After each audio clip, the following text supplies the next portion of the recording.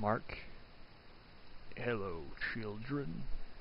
Today Uncle Decker is gonna play a card game with you. But I can hear myself, so it's very annoying.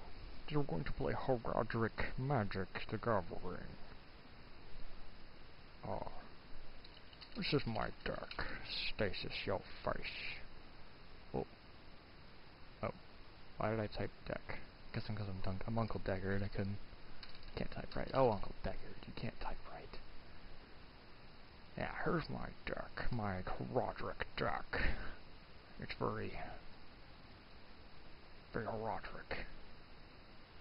Anyways, I'm just going to show off features for deck building and other blah blah blahs. As you can see, I have my deck stasisyourface.deck. You can just make your deck list like this, and the card names, like 2 extra remand, it'll make 2 remands in your deck. And you just have to have the card names is the same as in the folder with all the PNG files. You got remand over here. Here's my remand. He's just like, yo, what's up, bro? And yeah, once you have your deck, you just import it by typing the name and you add deck. But when you import a deck, it will be in the exact order that the deck list is in. So, at the start, you just flip the top card so you can see what it is. The first card is Chain of Vapor, which is the first card in a thing. So, flip that over. You can draw 2 Chain of Vapors in a row. We're going to draw Counterspell, so that's next. Let's see, draw Counterspell, Counterspell, Counterspell, and as you can see, every time you draw a card, the deck actually does get smaller. It's modeled like that. So, you can kind of visually see how big your deck is and how many cards you have left. So, let's go ahead and throw all these cards back in this deck, because to show you the special feature. So, as you'd expect, you hit R, and it will shuffle the deck. Let's just shuffle it a few times. Now, draw, you get an island, Daze, that card, Daze, Counterspell, island, Jace the Mind Sculptor. Oh, big Jace don't care. He's Big Jace. Although I think Memory Adept is now Big Jace because he costs more mana. He also has dumb effects. Oh my god. Draw 20 cards. Get some Force of Wills in here. I'm just kind of drawing my whole deck here. Drawing some more cards. Yeah, I think another feature I need to add is if you draw a bunch in a row, it'll draw them out, because currently they just stack on top of each other and you can't see them. I should probably, write a way for the deck to draw out farther and farther so that they don't stack up, and you can actually see everything you draw if you draw really quickly. But, that's features for later. Right now I'm just drawing cards. I feel like I don't even have a stasis in here for some reason. Do I?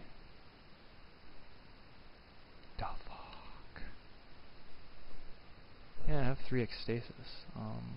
Where's my stasis card? There's stasis. What is this? I might just be blind, but I don't see one.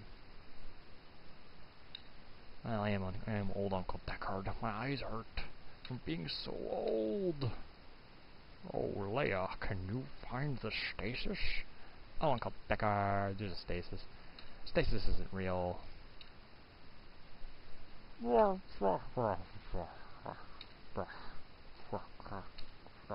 another stasis. Wow, they were just all at the bottom of my deck. It's like really unlucky shuffle right there. Really unlucky shuffle.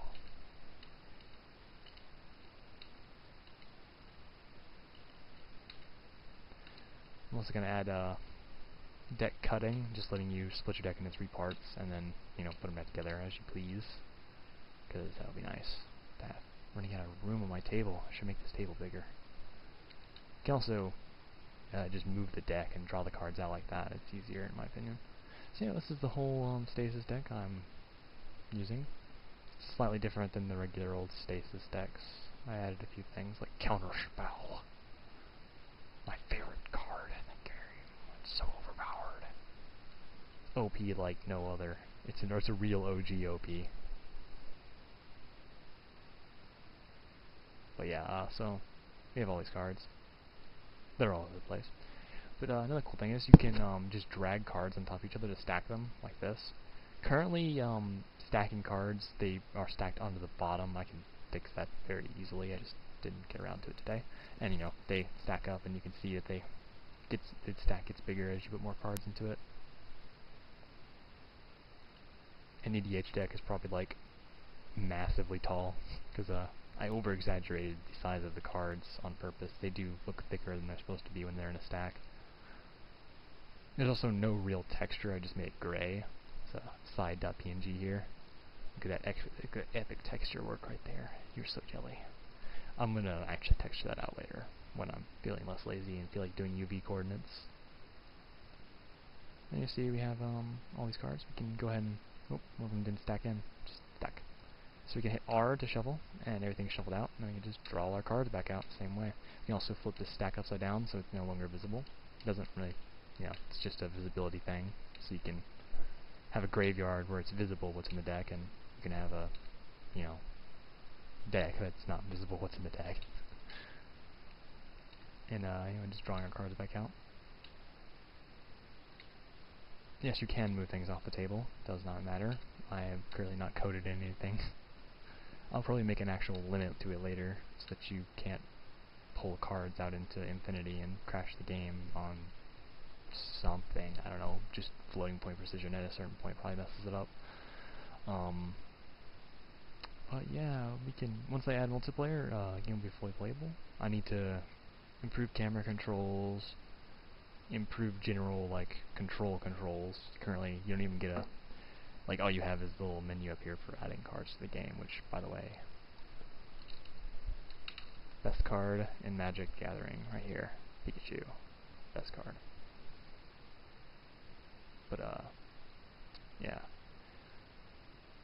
I think, once I add multiplayer support, I'll clean up the interface, and I'll make a hotkey list, so that if you have something selected, it'll show all the hotkeys of things you can do. Like, you know, it would say to rotate cards, you can hit the arrow keys, you can flip them with F. But as it stands, I just have them all memorized. Because, you know, I coded it, so it would make sense that I have it memorized, I guess. Anyways, Uncle Deckard wishes you well, even though I'm going to go die again, because, yeah. Alright.